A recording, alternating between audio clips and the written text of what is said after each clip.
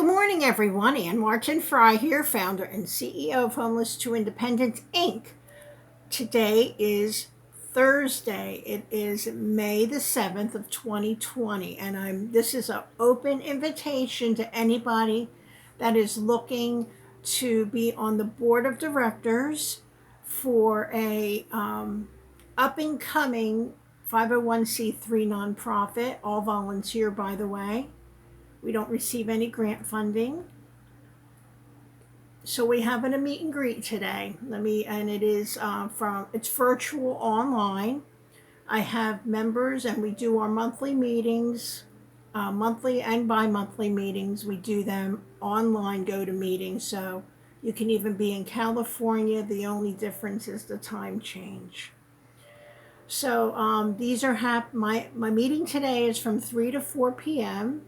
It is Eastern Daylight Time. The meeting link is there. This is only for serious. If you're serious about wanting to be active with a nonprofit, our very active nonprofit. I currently have 4 board members looking to expand. I know that times are tough right now. We are, regardless, we still, press on. We still press on. I felt very bad for when the tornadoes happened down in our southeast states and commonwealths because of the COVID, we could not send any items. So our norm is to respond in one way or another. So let me tell you a little bit about us. We're extremely active. We're all volunteer. We work with the homeless, the working poor, our veterans and their families, and we also respond to natural and man-made disasters, all 50 states and territories, states, commonwealths, and territories. With the homeless, I work daily as needs arise, assisting them with information to get them into shelters, food, and identification. Identification, though, is really hard because you have to be one-on-one, and if they're in another state, we have to suggest that they go to a local agency there, but we do help them, pointing them, everybody, in the correct direction. We pass out donated coats, hats, gloves, scarves, warm clothing, especially during the cold winter months. We just had our 15th annual winter outerwear drive, and it is a total success every year. It runs from October 1st of every year through the last day of February every year. And I say that because of the years with that have the leap year day. All the winter outerwear clothing and winter clothing that we get when it is like in the summer months, we store that and then we bring it out and then we distribute it during the right time of the year.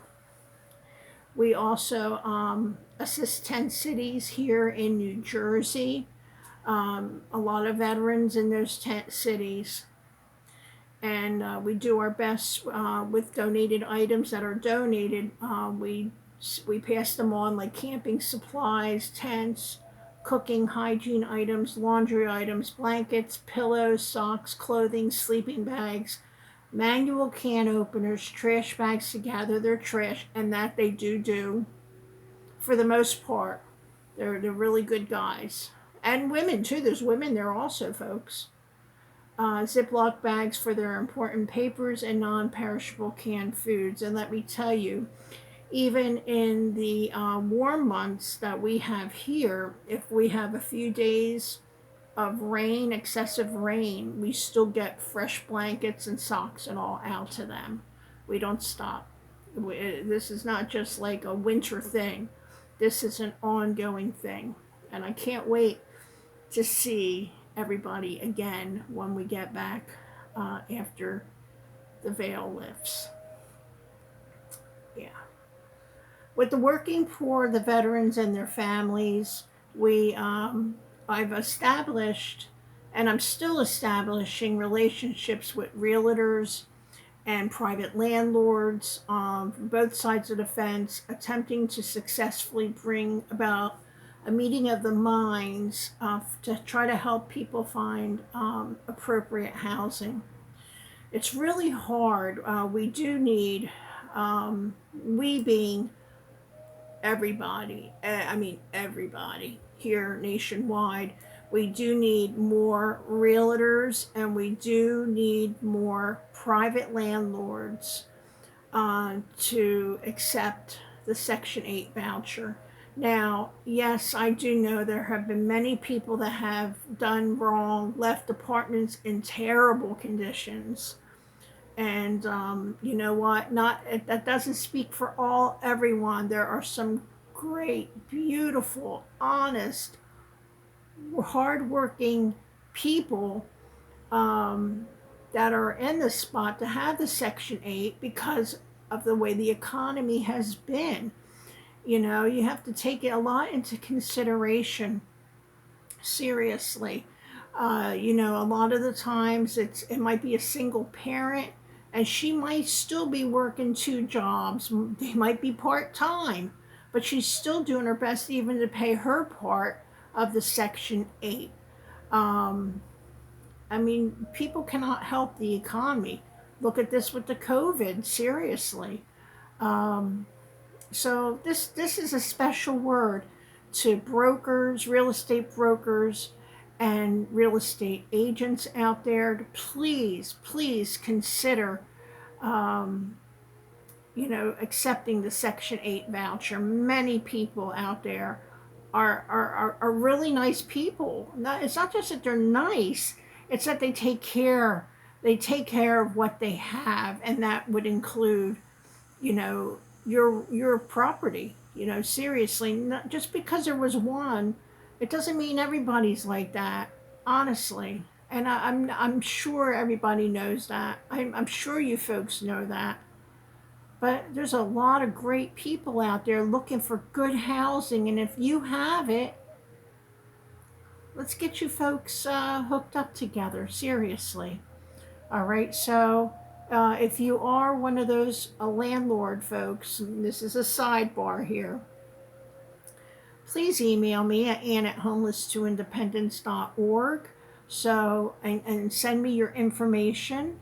Please, if you have a rental that you're, you know, and get set up with the Section 8 close to you to accept the Section 8. Yes, you're going to have all those inspections and everything, but at least you know your place is up to par and that'll be the proof for it. So let me have that information, please. Please. If not me, somebody else that's in your area, but I have a huge, vast outreach in every single state, commonwealth, and territory. We pass on food and food packages as donated, sometimes perishable stuff during the holidays. Okay. And then disasters and man-made, natural and man-made disasters. I track everything. I watch all the storms for the East Coast hurricane season. I watch them even, they're not even coming off the coast of Africa. They're still off of Africa. And then there's a couple of other folks in my niche that specifically watch the weather. Seriously. I monitor the storm. I mean, I'm a weather geek since a little not quite knee high to a grasshopper, but still. I'm very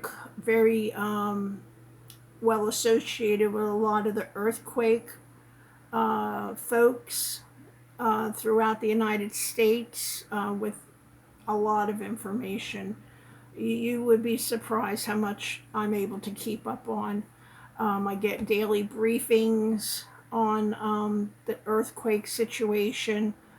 And at times I even do look at heliographs and seismographs on back pages of websites where you can go and actually look at what the stylist did. Because a lot of that information is not on the up and up. And So, during the man-made and natural disasters, for instance, I reflect on two of them. Katrina had over 160 families that were transplanted here into New Jersey. And I worked with those families. I received an award, the Ida B. Wells Award from the NAACP Metuchen Edison chapter, for working with the families. And then also during Hurricane Maria, Homeless to Independence, we sent baby diapers, baby formula, baby wipes, and items for seniors. Like the Isol, I'm having a hard time. The alcohol swabs for those, that take insulin, things that we can send. And just to give you an idea, just our shipping alone with our FedEx discount was over $5,000, seriously. But all the items were donated. We had doctors here in New Jersey. We had a lot of different folks that were collecting.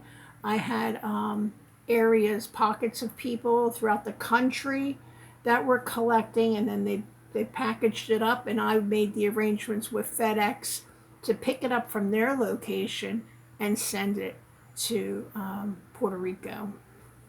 So we do our part many times. We have sent items even to tornado ravaged areas. And what was really cool about Hurricane Sandy or Superstorm Sandy, I was also in Union Beach, New Jersey, 1.2 miles from the beach when it hit. Water just about came within 6 inches of our front bottom step. So it was really crazy. But earlier that year, we responded to an Oklahoma crazy tornado.